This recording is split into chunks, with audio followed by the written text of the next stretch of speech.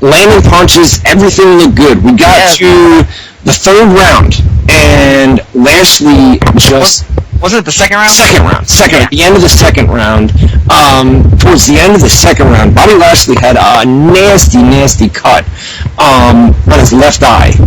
And, I mean, this was deep. I'll tell you what, this was so deep, bro. I was afraid that they were going to stop the fight just due to the cut and the amount of blood that was, pouring out of that cut. I mean, that thing was nasty. So, basically what happens is, at the end of the second round, Lashley can barely stand. Just completely gassed. And towards the end of the second round, Griggs got on top of him and just started pounding away with elbows, and Lashley was just, I mean, I would have never thought that I would have seen Lashley in that state. I had to look at the headlines twice, though, when I heard about how bad it was. Oh, well, I mean, it was like Lesnar-Mir, where Lesnar was just, the first fight, Lesnar-Mir, and Lesnar was just destroying him, and then Mir locks in an ankle lock and it's over. And it was like Lashley was pretty much destroying him, and out of nowhere, got on the bottom, and Griggs got on top and just beat him down, man. Beat him down, and Lashley couldn't continue. Basically, after the round was over, the ref jumped in and said, "This is it, man. You're done." You know? Yeah, that's good, though. I mean, if it cuts that deep, you can get a safety, you know what I mean? We had KJ Noons against Jorge Gurgel. This was probably fight of the night. That's what I was going to hear. I heard that, too. God, after, I think it was the first round, bro, the bell had rang, and Noons fucking delivered this punch, bro, and oh my God, dude, it just fucking, knocked him out, but it was after the round, dude. It was after the round ended, so just fight of the night. KJ Noons, really, I mean, he was the hometown guy. They were in Houston, Texas. Yeah, I heard, in round 2, he got messed up right off the bat, right? He got hit pretty hard. They were destroying each other.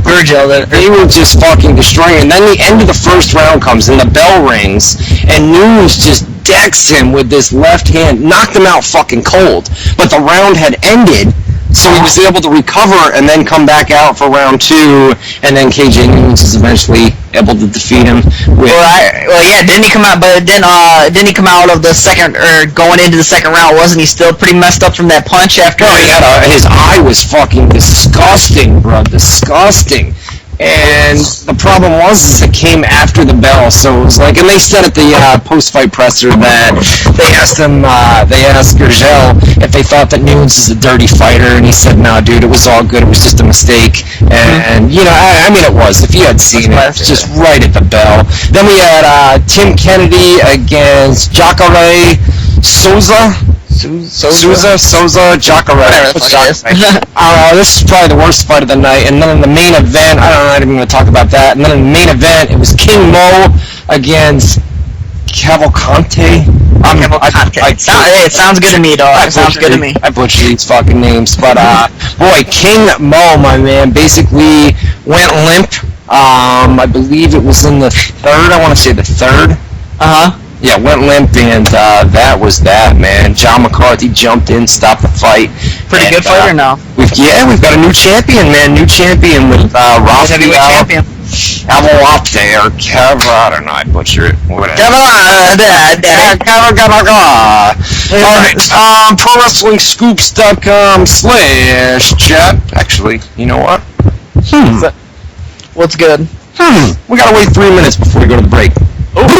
Check out www.tvsportsnews.net. www.tvsportsnews.net. You know what my producer's doing right now? Whacking it. Whacking it, dude. I'm just fucking with you. Nah, he's feeding the baby, man. He's doing his stuff before WZR Radio, that's for sure. Alright, so really quick though, overall, man. So, what did you overall think of Strikeforce? You thought it was pretty good? Strikeforce was good. Really good show. The only fight on there, bro, was Tim Kennedy and... That was peak. Yeah, I mean, that was the only fight that I really didn't like. Bobby Lashley, I thought he looked good.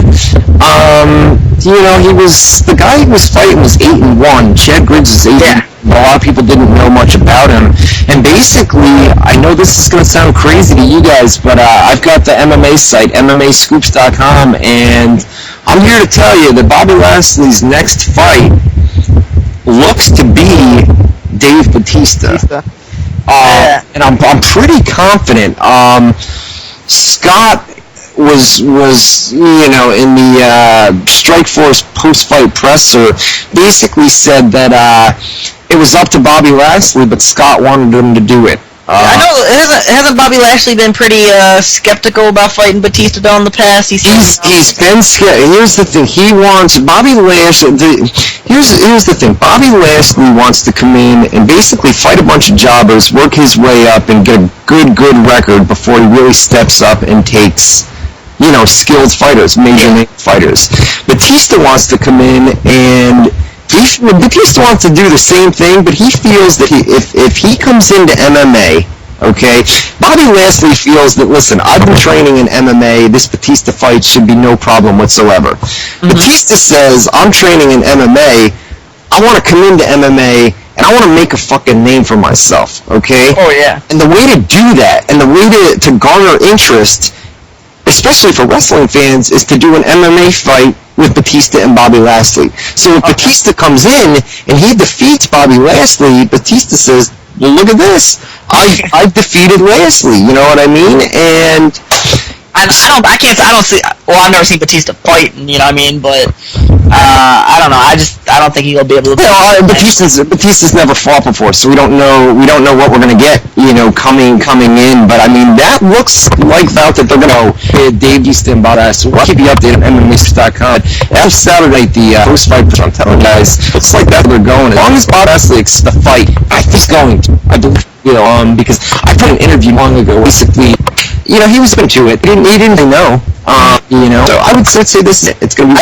I think that's gonna happen myself. So. Oh, that should be though. I mean, just the name alone, I was gonna draw. So that should be good. All right, we gotta go. I don't know what's going on. We're having connection problems, but we gotta go to the commercial break. You're listening to WZR Radio on WZROnline.com with Ryan Clark and Chris Haller. We'll be back right after this. Hey now, Tiger Woods in the chat room. Hey now, we are back live on WZR Radio for hour number 2. I'm Ryan Clark. He's Chris Haller.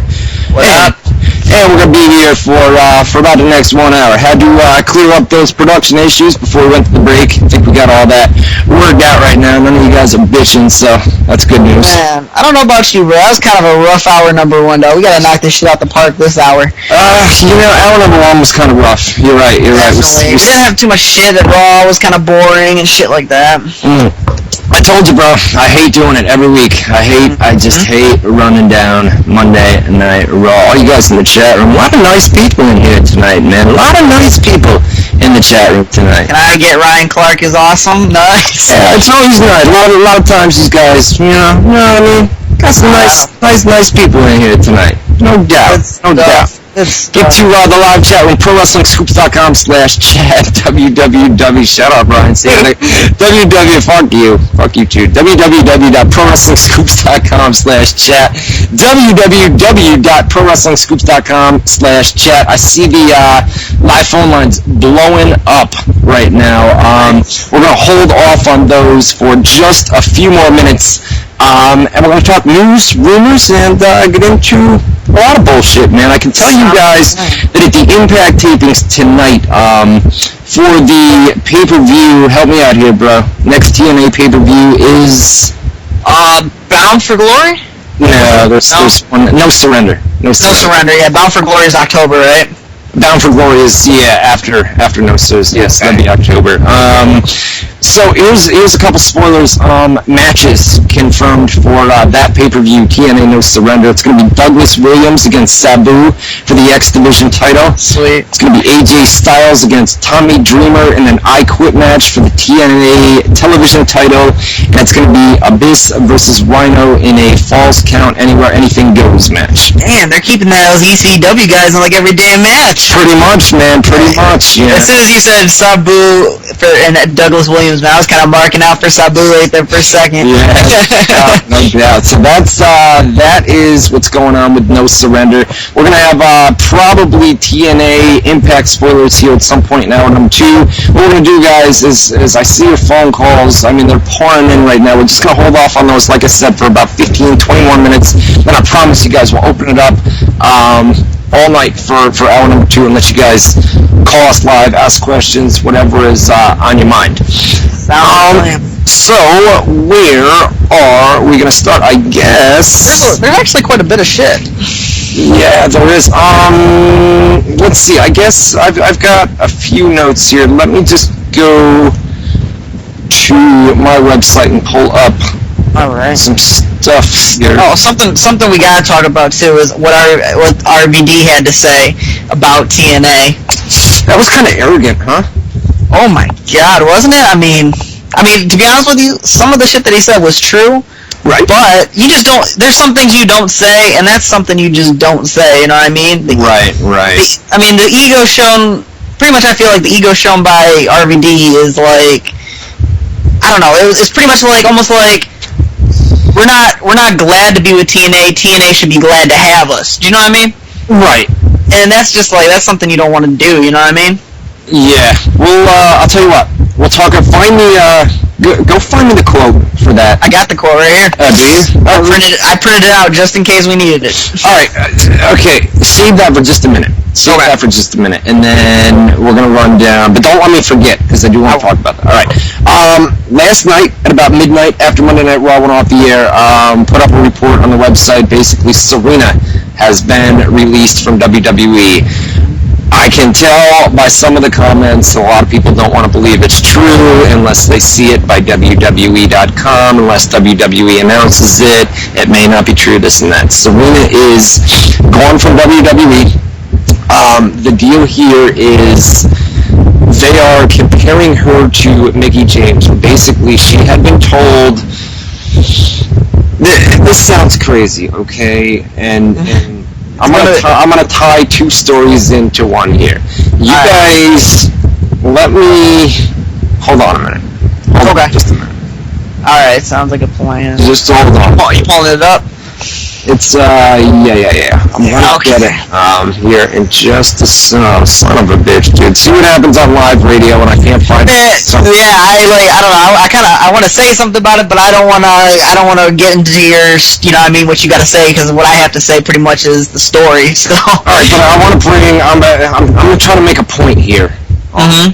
About the reason she was fired. About the reason she was fired, and I'm gonna use somebody else to make that point. So give me. Hold on a minute. I know it's fucking here, bro. I put it up the other day. Get it together, daddy. No, I'm playing. I put the fucking thing up the other day. We'll get that. And just in case you guys weren't here earlier in the chat, make sure you get over to WZR Army. We've already got 1,000 members up there. Got it.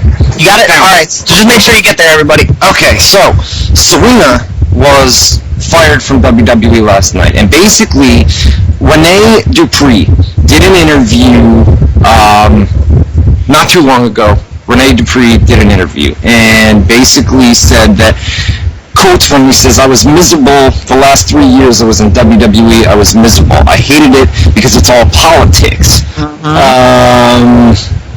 Another quote from him says, "I've always wanted tattoos ever since I was a little kid. Mind you, when I was 18, I signed with WWE, and they had a strict policy. Oh no, you can't have tattoos without permission." He says, basically, when you sign a contract with WWE, you sell your soul. You can't take a shit without asking their permission. That's the bottom line. That's the truth. The hell with that shit. No. Here in Japan, I get a new tattoo, and the boys are like, "Oh, that's awesome." Hey, I'm gonna fuck my dog up, dude. Fuck my dog, you?